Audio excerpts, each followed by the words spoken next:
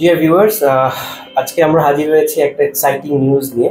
Definitely নিউজটা হচ্ছে একটা সাকসেসফুল স্টোরি নিয়ে।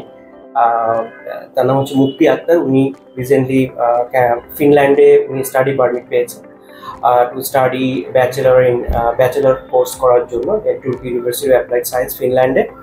তো আমরা তার সাথে একটু কথা বলবো, তার সাকসেস স্টোরিটা সম্পর্কে একটু জানবো, তার জার্নিটা কেমন ছিল। First of all, Mukti, congratulations that finally Thank you you. got visa for Finland, and wish you all the best. So, ফিনল্যান্ডে যদি বলতেন যে আপনি কোন ভার্সিটিতে যাচ্ছেন, আপনার প্রোফাইলটা কেমন ছিল এবং কোন সাবজেক্টে যাচ্ছেন? জি, আমি যাচ্ছি Turku University of Applied Sciences. আমার সাবজেক্ট হচ্ছে energy and environmental engineering. And আমার ব্যাকগ্রাউন্ড, আমার আইএলটিএস এর ওভারঅল স্কোর ছিল ওভারঅল 6।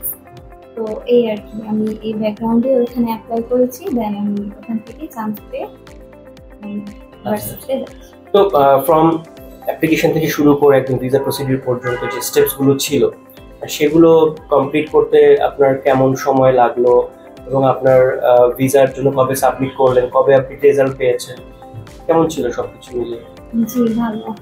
আচ্ছা আচ্ছা, মানে কতদিনের ভিসাটা আসলো সাবমিশন করার পরে? কেমন সময় আমার লাগলো? ভিসা এসেছে 20 দিনের মধ্যে। 20 দিনের মধ্যে। এরপরে এন্ট্রান্স এক্সাম কি হয়েছিল? না, আমার এন্ট্রান্স Entrance এক্সাম exam তো হয়নি, হয়নি। গ্রুপ ডিসকাশন গ্রুপ ডিসকাশন হয়েছে। তো সবকিছু মিলিয়ে মানে ইট ওয়াজ প্রিটি স্মুথ, রাইট? কোনো সমস্যা হয়নি। সো মানে ফিনল্যান্ড চুজ করার পিছনে কারণটা কি? ইউরোপে তো আরো অনেক কান্ট্রি ছিল। ফিনল্যান্ড চুজ করার কারণ হচ্ছে সেখানে ফ্যামিলি নিয়ে ইজিলি মুভ করা যায়, দেন সেখানে স্টাডি অপরচুনিটি ভালো স্টুডেন্টদের জন্য। আচ্ছা সো এই জন্যই। আচ্ছা, ভেরি গুড।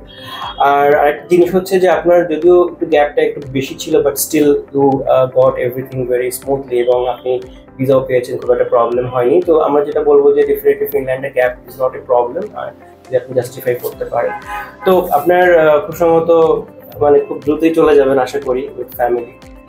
সো আপনি যদি কিছু বলতে নাকি যারা ফিনল্যান্ডের ব্যাপারে যারা সামনে স্টেপস নিবে বা নিতে যাচ্ছে, প্ল্যান করছে, তাদের জন্য কি কি প্রিপারেশন নেওয়া দরকার এখন? তাদের জন্য আর কি ওই এন্ট্রান্স এক্সাম বা গ্রুপ ডিসকাশনের জন্য সেটা ভার্সিটি থেকে বলে দেয়। তো ওইরকম আর কি একটা জাস্ট একটা প্রিপারেশন নিলেই চলে, তেমন কঠিন কিছু না, খুবই মানে ভয় পাওয়ার কোনো কারণ নেই। হ্যাঁ হ্যাঁ, তেমন কঠিন কিছু না, খুবই ইজি হয়। তো যারা আর কি প্ল্যানিং করতেছে এটার জন্য, তাদের জন্য best of luck. Thank you so much. Finally যেটা হচ্ছে যে আমাদের টিম সম্পর্কে একটু জানতে চাই যে সোফার ডেফিনেটলি আমাদের টিম আপনাকে সব ব্যাপারে সার্বিক সহযোগিতা করেছে I believe.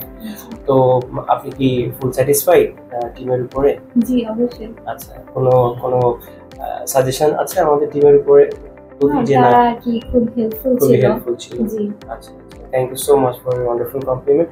So dear viewers, thank you so much for watching this video. আমরা ডেফিনেটলি আরো সামনে আরো সাকসেস স্টোরি নিয়ে আপনাদের সামনে হাজির হব। ততক্ষণ পর্যন্ত ভালো থাকবেন, সুস্থ থাকবেন। আল্লাহ হাফেজ।